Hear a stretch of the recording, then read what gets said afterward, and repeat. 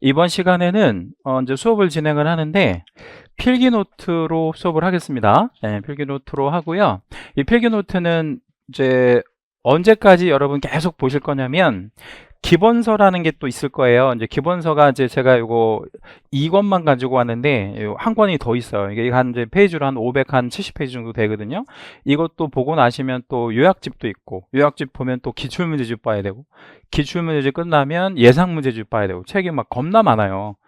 근데 이 모든 과정에서 항상 여러분 옆에다가 놓고 보실 게 뭐예요? 이 필기노트 가지고 보시면서 단권화 시켜 나가시는 거예요. 그 무슨 말인지 아시겠죠? 그러니까 제가 이제 뭐 필기해드리고 이런 것들은 가급적이면 필기노트 옆에 이제 옆에 이제 공란이 있잖아요. 그래서 거기다 이렇게 하셔가지고 최후에는 뭐만 가지고 공부하시면 돼요. 요거 필기노트만 가지고 공부하시면 90점 넘게 맞을 수 있을 겁니다.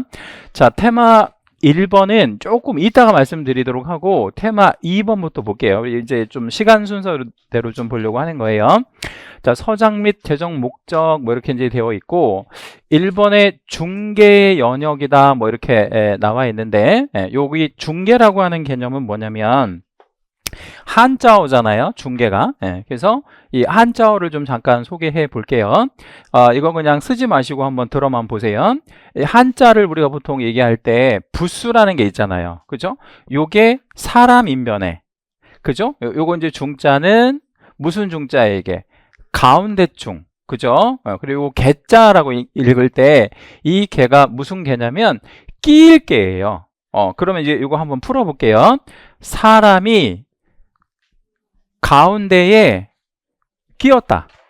그러니까 사람이 가운데에 끼었다라는 건 어떤 사람과 어떤 사람이 있는데 요 사람이 요 사람과 요 사람 사이에 끼어가지고 이 사람과 이 사람을 회방 놓는 게 아니라 이 사람과 이 사람을 뭐 해주는 거예요? 이렇게 연결해 주는 거, 알선해 주는 거, 소개해 주는 거, 달인해 주는 거. 이거를 우리는 이름하여 뭐라고 부른대요? 중개. 자, 그러면 우리 중개는 언제부터 했을 것 같아요, 여러분? 중개를 우리나라 이제 선조들이 굉장히 오래전부터. 그래서 이제 기록 이런 게 뭐 정확하게는 없는데 제가 이제 그림을 좀 잠깐만 좀 보여드리도록 할게요. 자, 요 사람 가운데 이제 같은 사람 있잖아요. 요 사람의 위치를 잘 보세요. 누구랑 누구 사이에 지금 껴 있어요? 이 사람과 이 사람. 그럼 이 사람이 술병이든 술이든 뭐든 간에 이 사람이 만약에 살 사람이라고 한번 가정을 한번 해봅시다. 살 사람이라고 가정을 해볼게요. 살 사람을 매 수인이라고 얘기하죠. 그 다음에 팔 사람을 우리 뭐라고 얘기해요? 매 도인이라고 한번 생각을 해보죠. 그럼 이제 뭐든 괜찮아. 술병이든 술이든 이 둘이 뭘 거래하는 데 있어서 이 사람이 뭐를 이렇게 해준 거야? 소개, 흥정을 붙여주는 거죠. 그럼 이게 이 사람은 내가 이걸 하는 거를 중개라고 생각은 안 했겠지만 이러한 직업들이 생겨났을 거예요. 자생적으로. 누가 시켜서 한 게 아니라 이게 오늘날 중개의 시작이 되는 거예요. 자, 그러면 중개가 꼭 부동산 중개만 있는 게 아니야. 아까 우리 술병이나 술도 있을 수 있지만 보시면 하루 묵고 가시죠 뭐 이런 그림이 나오잖아요. 그럼 이거를 뭐를 알선했다고 볼 수 있어요? 숙박업소. 숙박업소. 그래서 여기는 보면 이자는 일하리요 이렇게 돼 있잖아요. 자기 돈을 빌려주는 게 아니라 쩐주는 또 있고 그 쩐주를 이 돈 빌릴 사람들한테 소개해 주는 거예요. 말 그대로. 그럼 이거는 금전이죠. 그러니까 꼭 부동산 중개만 있었던 게 아니라 이런 숙박, 금전, 또 우리가 잘 알고 있는 중매 있잖아요. 중매. 중매도 중개하고 똑같은 개념이에요. 혼인관계를 이렇게 알선하는 거니까 이러다가 자본을 막 축적하게 돼요. 이 중개했던 사람 중에서. 근데 그 자본을 축적을 한 사람을 한자로 객주라고 읽어요. 우리 객주. 우리 이제 가끔 TV에 보면 객주 나오잖아요. 이 주자가 주인 주자인데 이제 뭐를 하나 이렇게 만드는 거죠. 자기 사무실을 하나 만들기 시작한 거예요. 그리고 이 사람은 굉장한 자본가였을 것으로 생각이 되어져요. 그러면 우리 오늘날 개업공인중개사의 시초는 객주로부터 시작을 해요. 객주, 이 자본가. 그래서 이제 다시 여기로 한번 돌아와 볼게요. 우리 2장에 보면 중개업의 효시는 뭐로부터 시작을 하냐면 객주로부터 시작을 합니다. 객주. 객주 가끔 이제 우리 TV 이런 퀴즈 이런 데도 잘 나오고 그러잖아요. 그다음에 이 객주는 상당한 수준의 자본가였을 것으로 보인다고 말씀드렸잖아요. 근데 그 객주 밑에 종업원으로 근무했던 흥정을 붙여주는 종업원들이 생겨나기 시작하는데 그거를 거강꾼 이렇게 이제 얘기하고 집을 흥정 붙여줬다 그래서 가거간 뭐 이렇게 얘기를 했어요. 근데 이분들이요. 자기 사무실을 하나를 만들어요. 근데 그 자기 사무실의 이름이 뭐가 되는 거냐면 복덕방이 돼요. 복덕방은 들어보셨잖아.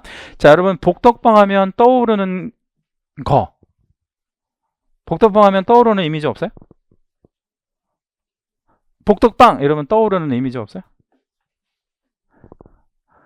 이런 거 떠오르잖아. 할아버지. 그죠? 그러니까 복덕방 여기 복덕방 이렇게 써 있잖아요. 그리고 보이실지 모르겠는데 임차 뭐 대차 뭐 이런 식으로 써 있는 거야. 그 다음에 토지, 가옥, 매매 이런 거. 그러니까 복덕방이 복과 덕이 쌓이는 방이다 이런 뜻이에요. 그러면 의미가 되게 좋아 안 좋아?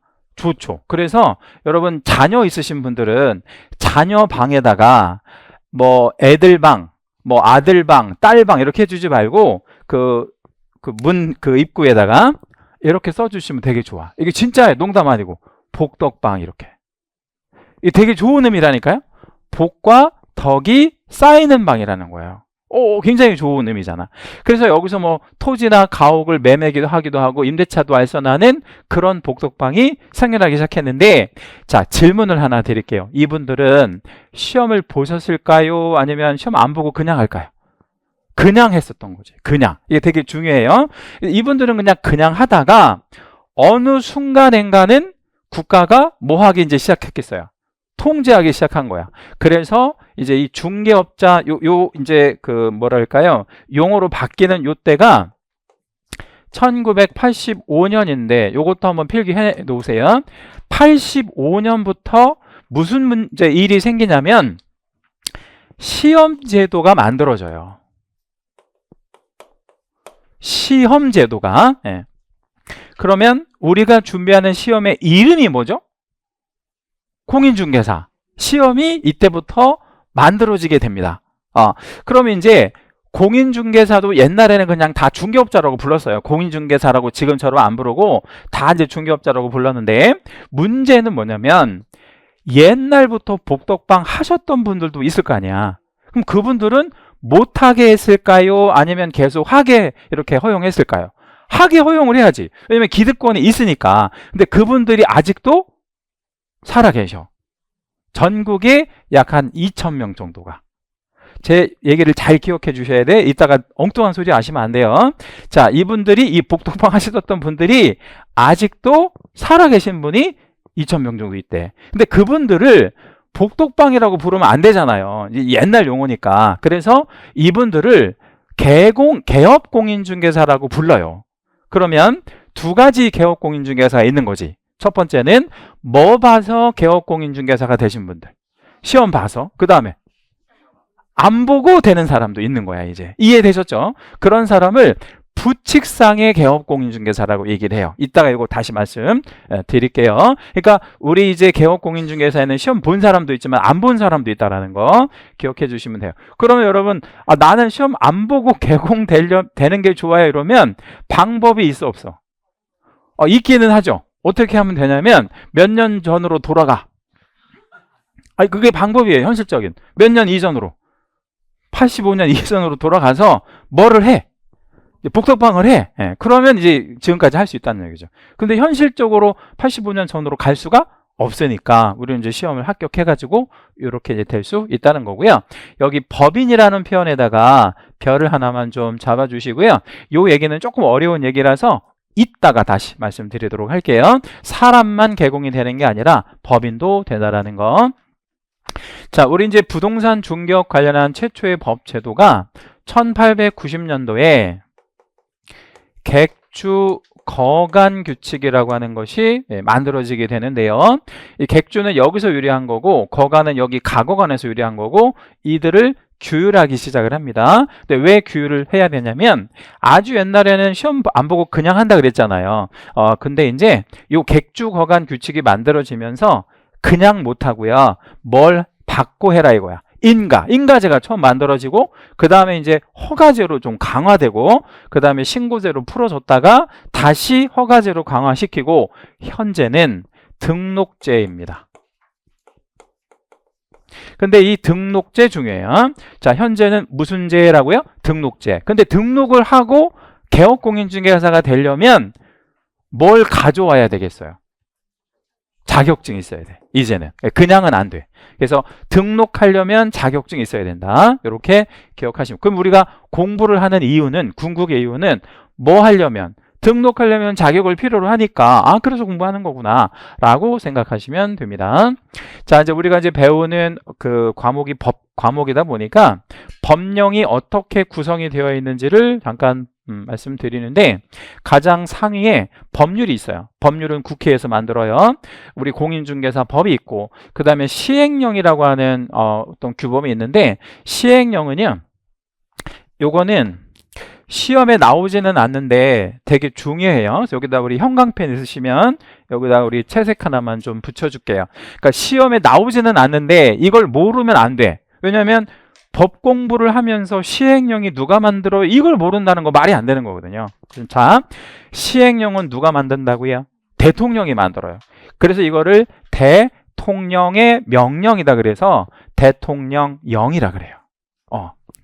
여러분 대통령 하면 어떤 분을 생각하지 말고 그냥 대통령이라는 헌법상에 우리나라 이제 그 국가의 수반이 대통령이잖아요. 그럼 대통령 하면 굉장히 뭐가 많은 거죠? 대통령 하면 뭐가 굉장히 많아.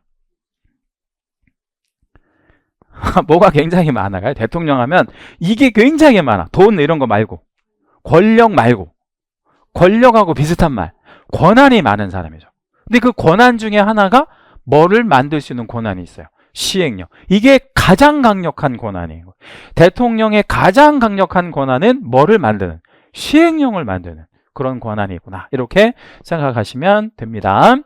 이 대통령이라는 말이요, 굉장히 좋은 의미로 쓰이는 게 아니고 굉장히 안 좋은 의미예요. 이름을 좀 바꿔야 돼.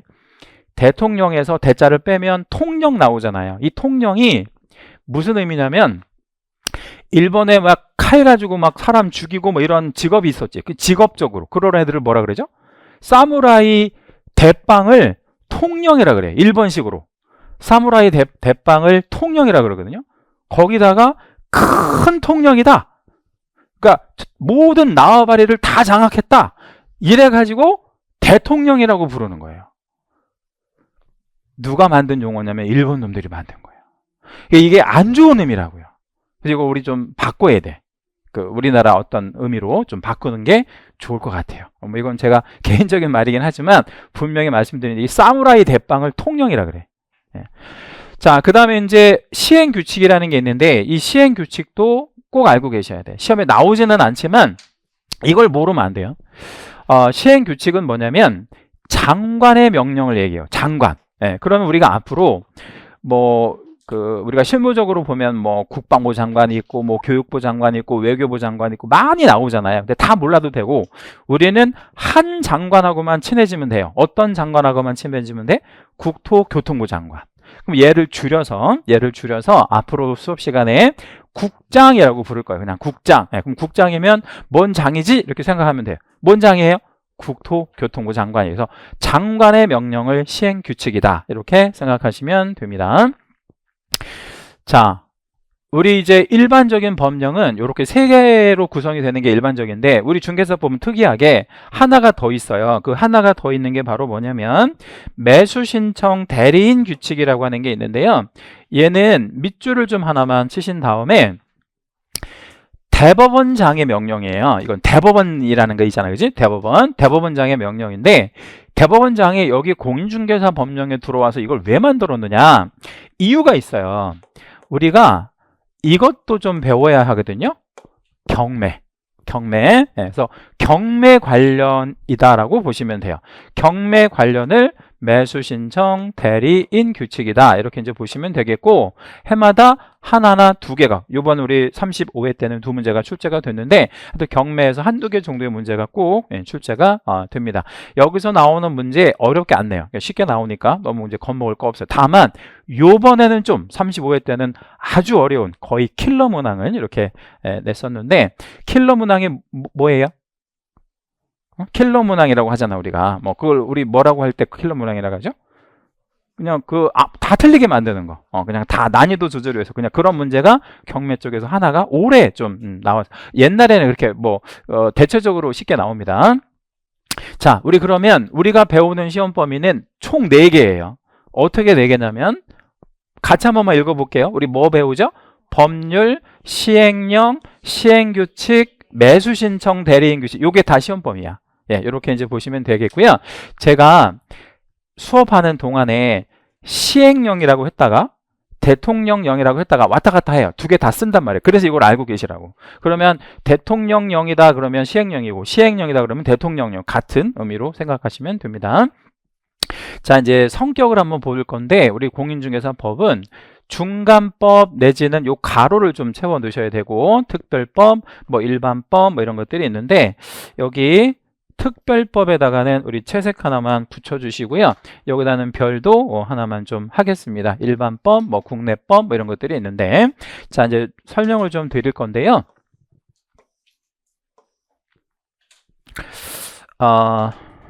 여기다가 오른쪽 보조단에다가 이거 제가 그려드리는 그림을 좀 그리세요. 이건 다 알고 계셔야 되는 거니까. 법을 구분을 할 때, 법을 구분한다는 건 법을 나눈다는 뜻이에요. 네, 이런 식으로 나눠요. 어떻게 나누냐면 공법이라고 하는 법으로 나누고 사법이라는 법으로 나눠요. 자, 어제 여러분 수업 들으신 법이 무슨 법이었죠? 민법이 여기에 들어가요. 민법의 민자는 한자로 무슨 민자다? 백성민자예요. 그래서 백성을 위한 법이다 이렇게 생각하시면 되고, 백성들끼리의 법이다 이렇게 생각하시면 돼. 그럼 달리 말하면 국가가 관여하지 않는 법이다 이렇게 생각하면 돼요. 다시 한번, 민법은 백성들끼리 알아서 해. 대신 요렇게 해. 그리고 너네끼리 한 거래에 대해서 국가는 뭐 하지 않을 거야? 관여하지 않을 거야. 그래서 이 민법에서는 처벌 규정이 전혀 없어요. 그러니까 뭘 어떻게 처벌하거나 그러진 않아. 그러니까 너네들이 알아서 해. 이게 민법이에요. 사인 간에 벌어지는 법. 근데 이제 공법은 뭐냐면, 이제 공법의 영역이 되게 넓어요. 되게 넓은데 우리 하나만 좀 예를 들어봐 드릴게요. 건축법이라고 하는 법이 있어요. 우리가 이제 실제로 시험 범위에 들어가는 법 6개의 법 중에 하나가 건축법이 있는데, 자, 여러분 땅이 요만한 땅이 있어. 요 B4 사이즈의 땅이 있어요. 그러면 이게 좋은 거야, 안 좋은 거야?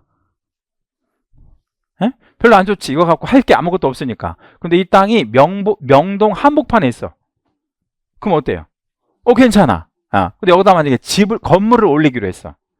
그죠? 그럼 어떻게 올리면 되겠어요, 건물을? 요만한 땅인데 명동에 있어요. 그럼 어떻게 건물을 올려야 되겠어? 에?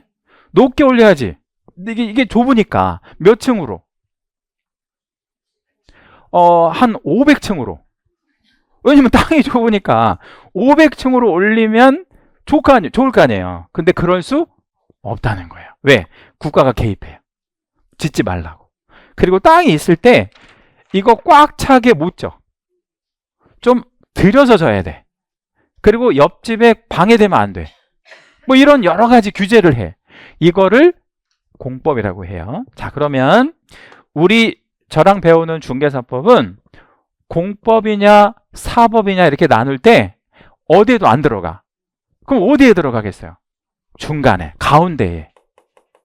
이렇게 가운데에 들어간다는 말의 의미는 공법적인 요소도 있지만 사법적인 요소도 강하게 있다는 거예요.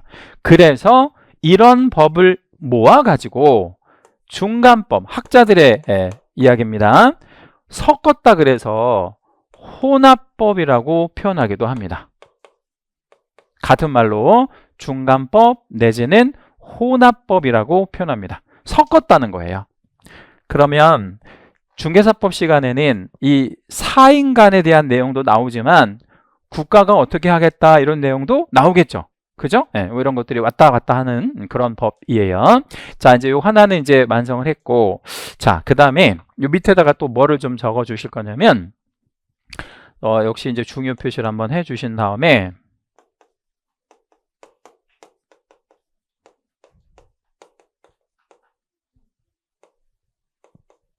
순위라고 제가 썼어요. 자, 가장 왼쪽에 민법 한 번만 적어 주시고, 상법,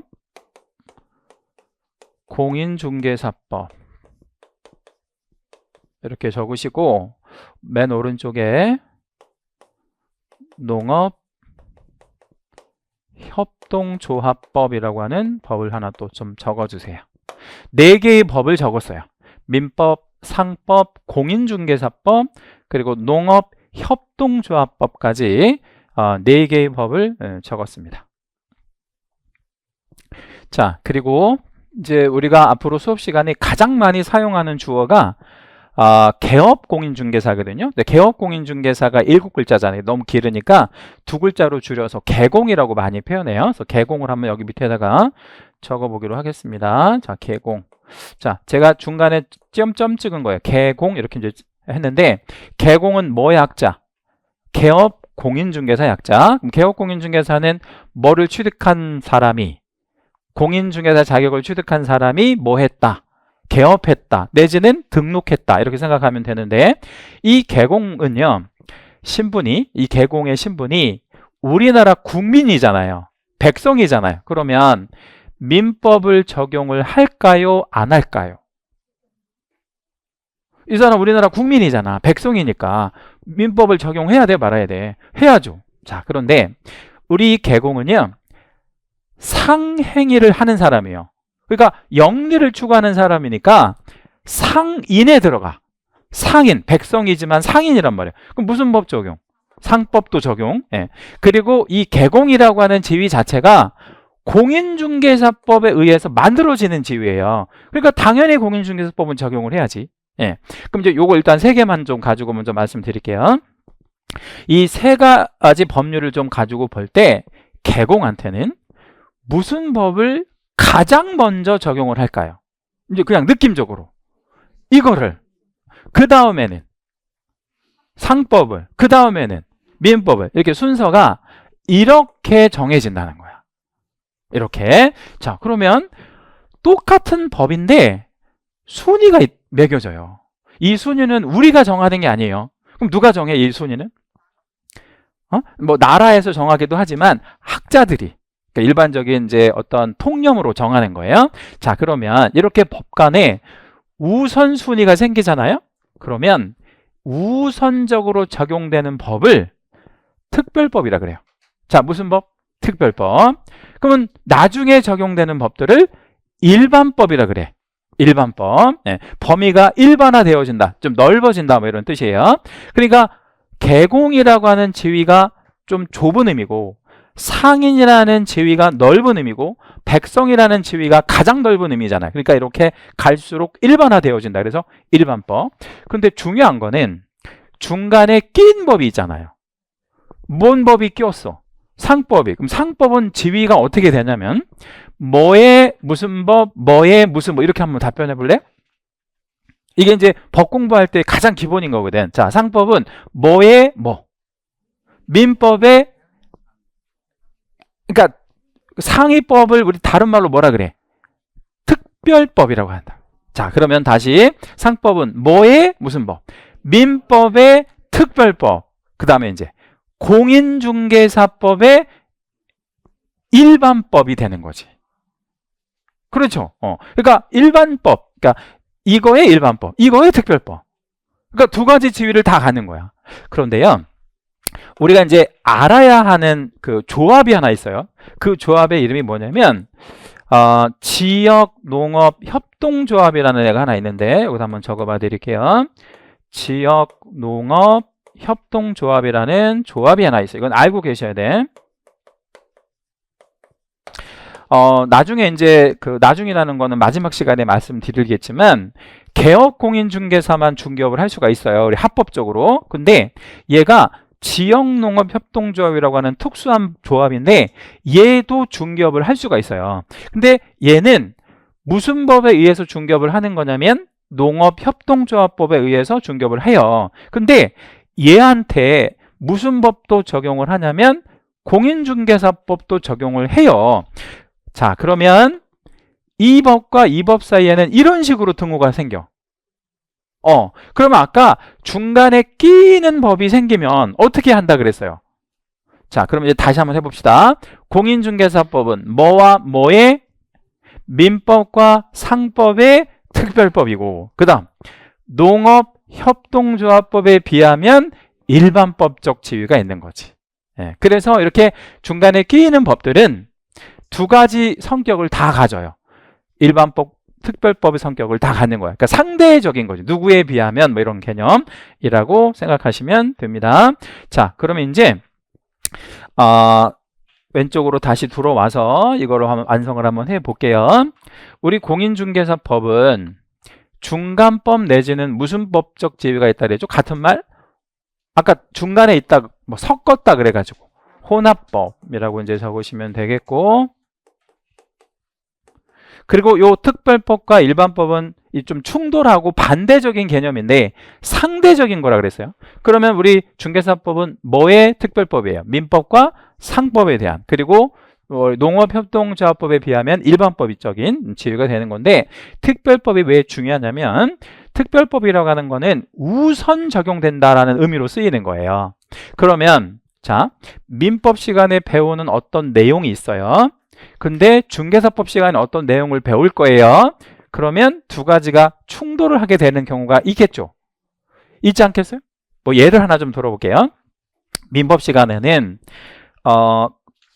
거래계약서 같은 거 있거든. 매매계약서 이런 거. 그럼 매매계약서를 민법 시간에 배울 때는 꼭 안 써도 된다라고 배워요.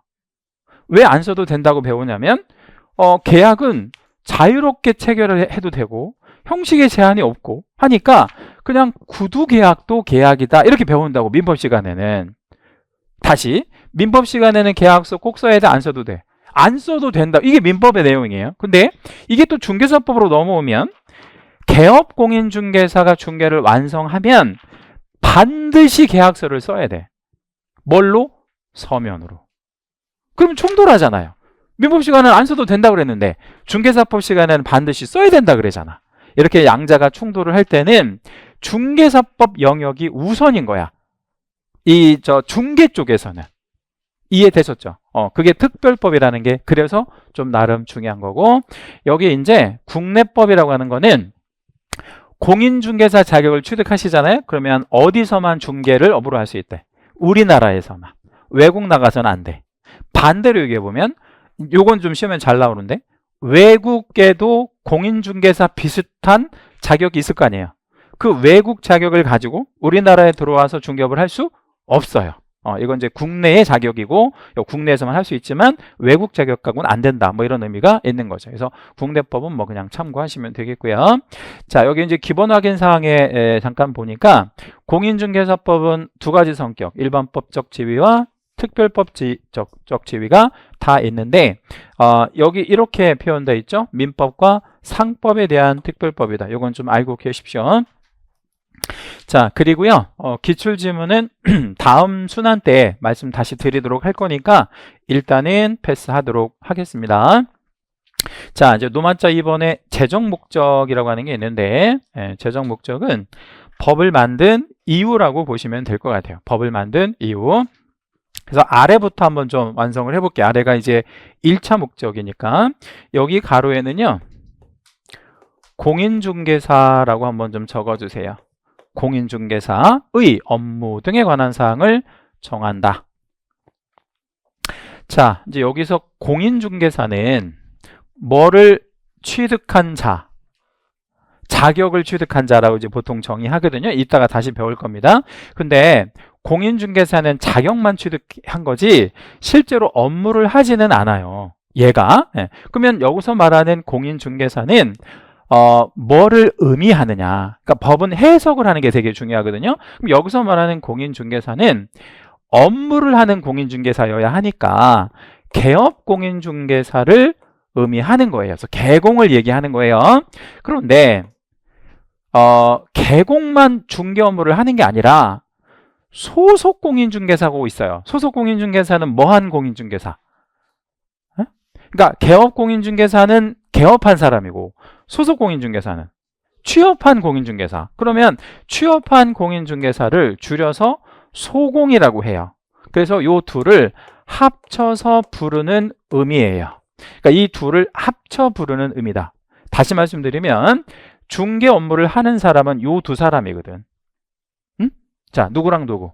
개공과 소공을 의미한다. 이 둘이 업무를 하는 거예요. 그런데 이 둘이 업무를 하는데 법이 개입을 해서 야, 이거는 이렇게 하지 말고 이런 식으로 함으로 인해서 이들이 하는 업무가 상당히 전문성 있는 업무로 바뀌게 되고 전문성 있는, 굉장히 전문적인 업무로 바뀌게 되고 대충대충 하는 게 아니라는 거예요.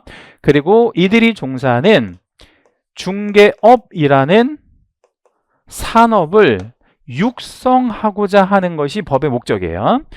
그러므로 인해서 궁극적으로 법은 뭐를 추구하는 거냐면 국민 경제에 이바지하고자 함이에요. 자, 그래서 이제 국민 경제에 이바지하려고 이 법을 만들었더니 이 개공들이 막 사기를 치네. 뭔 사기? 전세 사기. 그래서 이제 작년에 법을 많이 개정했어요. 뭘 개정했냐면 이것들이 전세 사기를 제가 이것들이라고 표현한 거는 모든 개공과 소공을 말하는 게 아니라 뭐 치는 개공과 소공, 사기 치는 개공과 소공, 이것들이 사기를 한 번만 치면 뭐를 취소하겠다? 자격을 취소시키겠다. 이런 게 작년에 개정된 거예요. 그러니까 재정 목적에 안 맞으니까. 그러니까 이런 거를 막 보호해주고 육성하고 했더니 국가 입장에서 보면 배신을 때린 거지. 막 사기치고 이러니까. 그러니까 한 번만 걸리면 자격 취소하는 거야. 뭐 치다가 걸리면, 사기치다가 걸리면. 뭔 말인지 아시겠죠? 그래서 여러분 나중에 어디 나가서 사기치면 안 돼. 실무 나가서 사기치면 무조건 자격은 취소. 자, 참고로 자격이 취소되면 무슨 일이 생길까요? 좋은 일이 생길까요? 아니요. 자격이 취소가 되면 이제 업무를 못하고 3년 동안 시험도 못 봐요. 그러니까 걔게 나한테 오는 데미지가 큰 것이. 그러니까 절대로 사기치거나 이런 일은 절대 하셔서는 안 되고. 자, 이제 요거 재정 목적은 요 정도만 알고 계시면 됩니다. 뭐 더 볼 거 없고 중요하지 않아 이거는. 자, 이제 3절의 용어의 정의로 넘어가는데 여기다 여러분 어디 갔냐?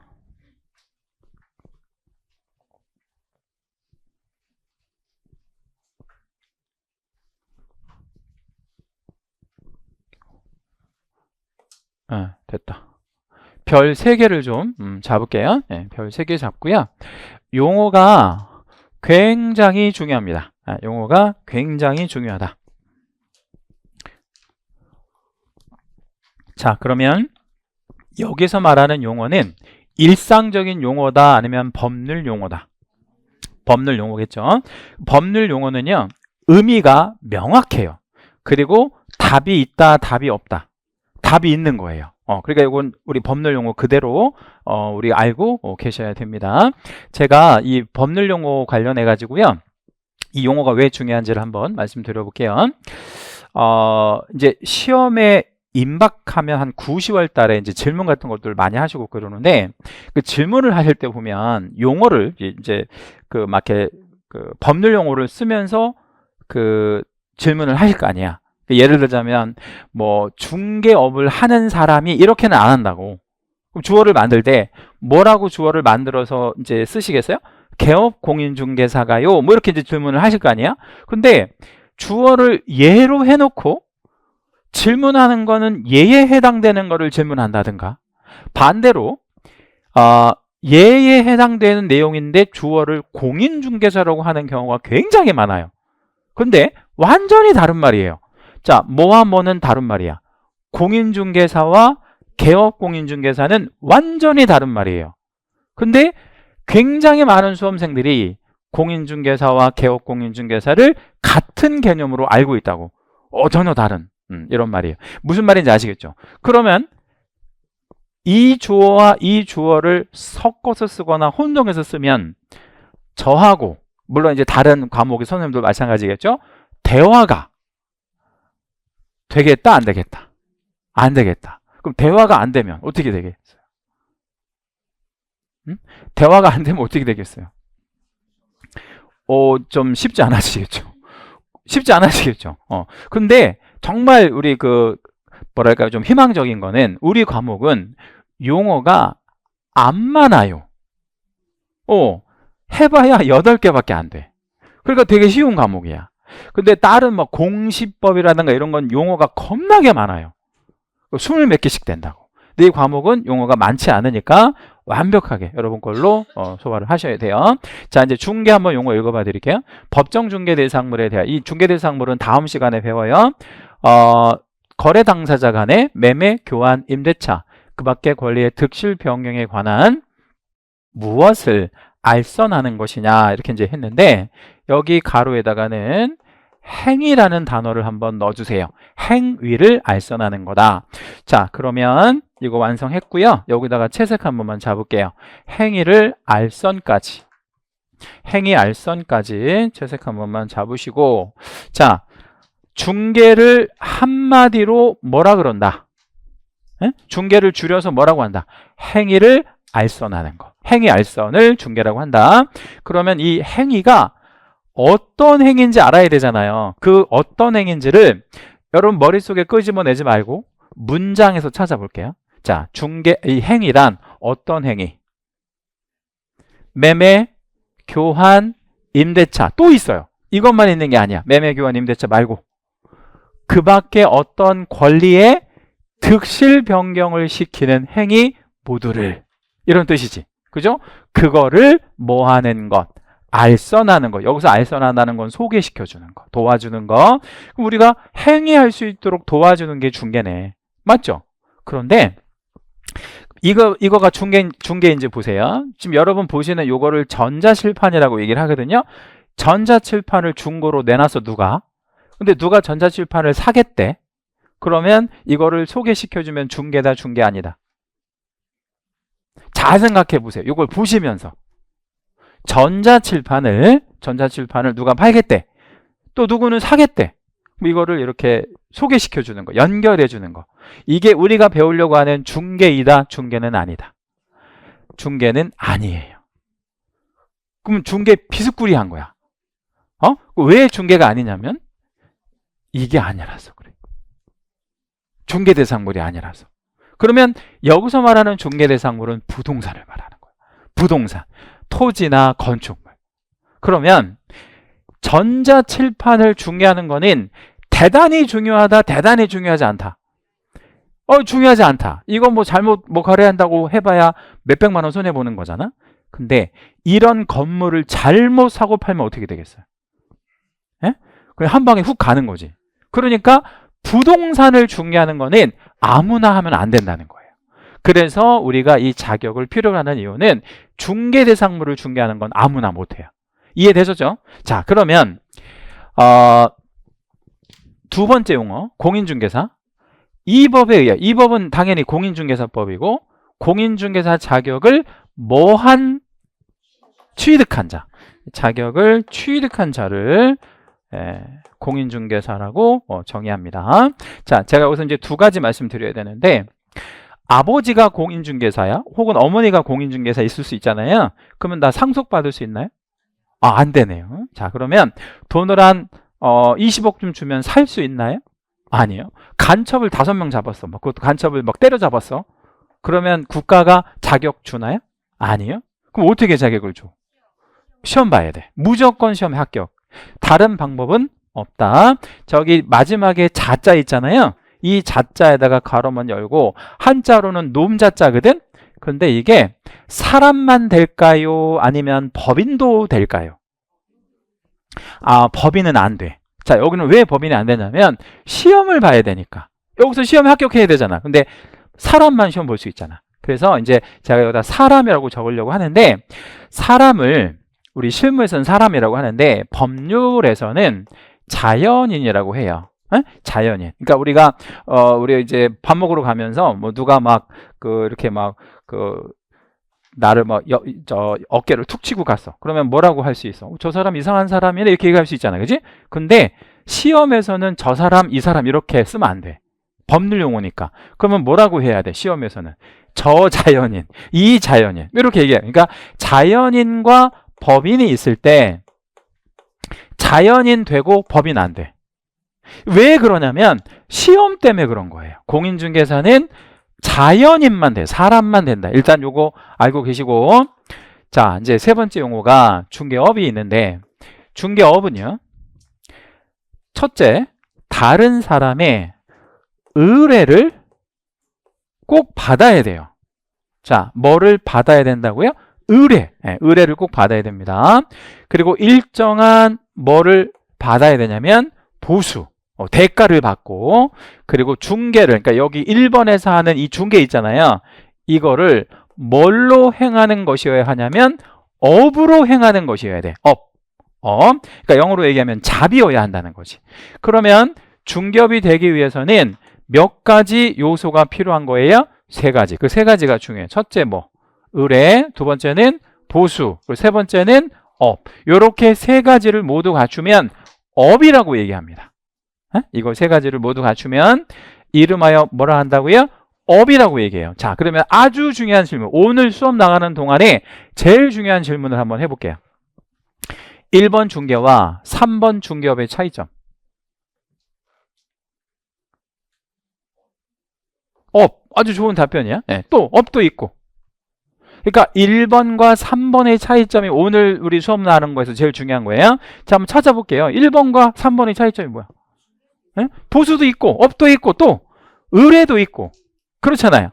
그러면 중개는 의뢰 없어도 중개는 된다. 그런 얘기잖아요.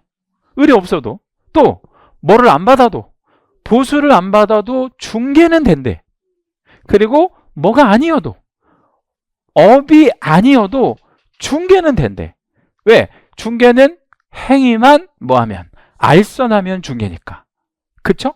근데 여기다가 뭐를 붙이면 의뢰와 보수와 업을 붙이면 이게 뭐가 되는 거예요? 중개업이 되는 거지. 그쵸? 자, 그러면 국가는 얘를 통제해야 되겠어요? 얘를 통제해야 되겠어요? 국가는 이걸 통제해야지. 이거보다는 이게 이제 다른 사람한테 미치는 영향이 아주 막강하니까. 그죠? 이거는 계속적이고 반복적으로 하는 거잖아. 말 그대로 업으로 하는 거고, 더군다나 뭣도 받아가면서 하고, 예? 보수도 받아가면서 하고 하는 거니까. 그리고 아주 대놓고 하는 거잖아. 의뢰를 받는다는 거는. 그러니까 이거는 국가가 통제를 할 수밖에 없지. 근데 이거는 그렇게 할 필요가 없는 거예요. 자, 그럼 우리가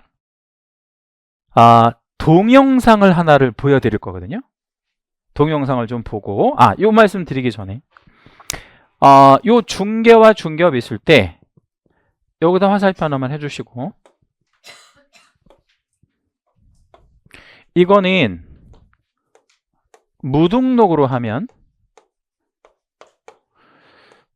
3년 이하의 징역형이나 3천만 원 이하의 벌금형에 해당이 됩니다. 그러니까 이 3번은 무등록으로 하면 3년 이하의, 제가 3년 하고 화살표 밑으로 꺾은 거예요. 3년 이하의 징역형이나 3천만 원 이하의 뭐를 받을 수 있다고요? 벌금. 이거 이제 앞으로 수업 시간에는 그냥 3년 3천 뭐 이렇게 얘기를 하는데, 중개업을 뭘로 하면? 무등록으로 하면 몇 년 몇 천? 3년 3천의 형벌을 받을 수 있다는, 국가가 이제 이건 통제를 시켜야 돼. 자, 그럼 이제 우리가 동영상을 하나 좀 보여드리도록 하겠습니다.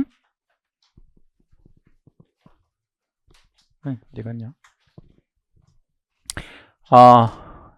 이거 조금 집중해서 보세요. 짧아. 50초밖에 안 돼.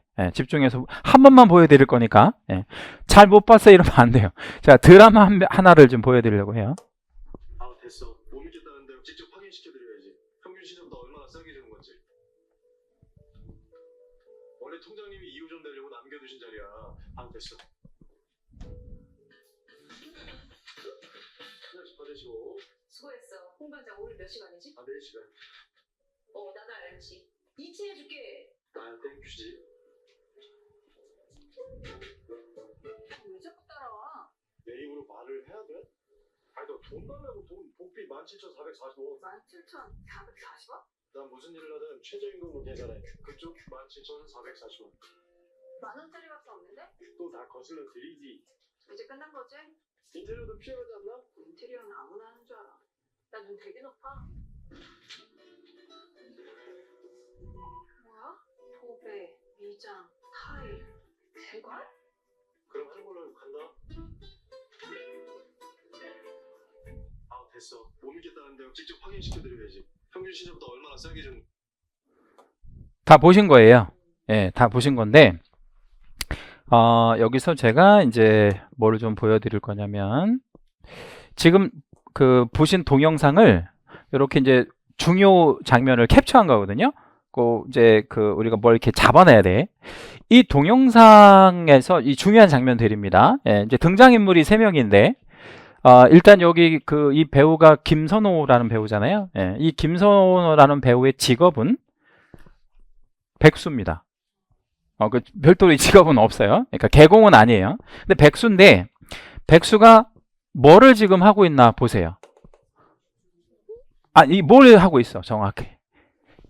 이거 막 이렇게 쓰는 장면이 나오잖아. 계약서를 지금 썼단 말이야.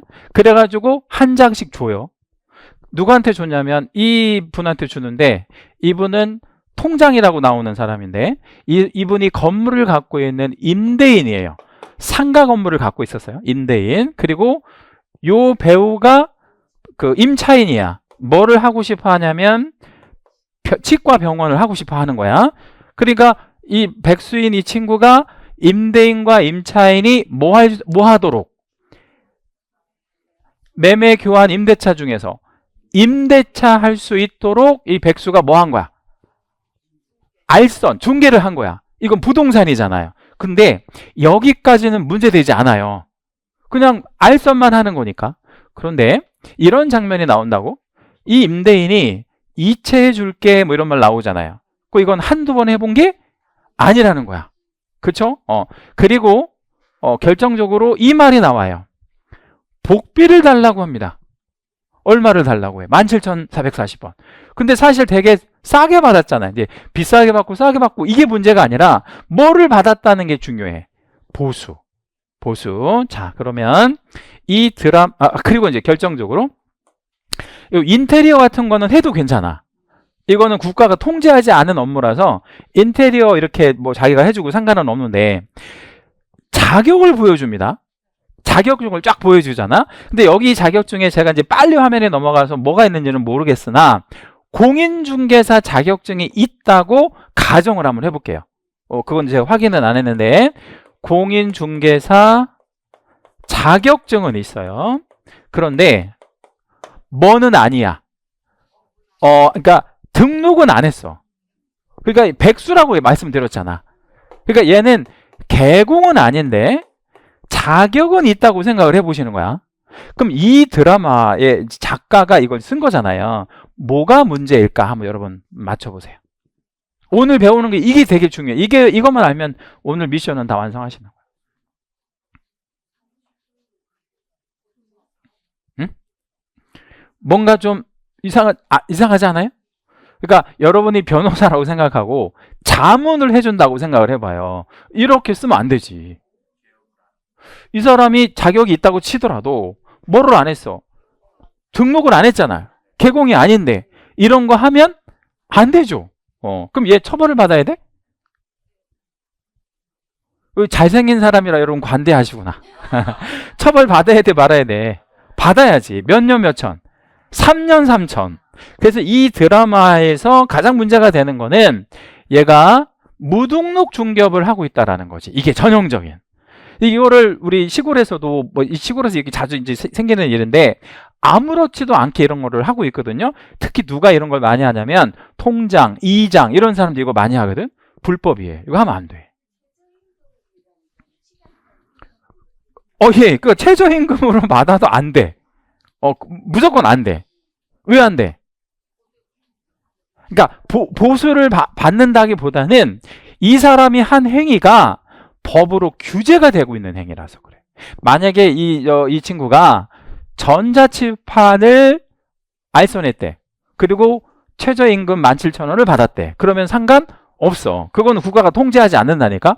부동산이 아니니까. 근데 얘는 지금 상가 건물을 알선한 거잖아요. 상가 건물은 부동산이잖아.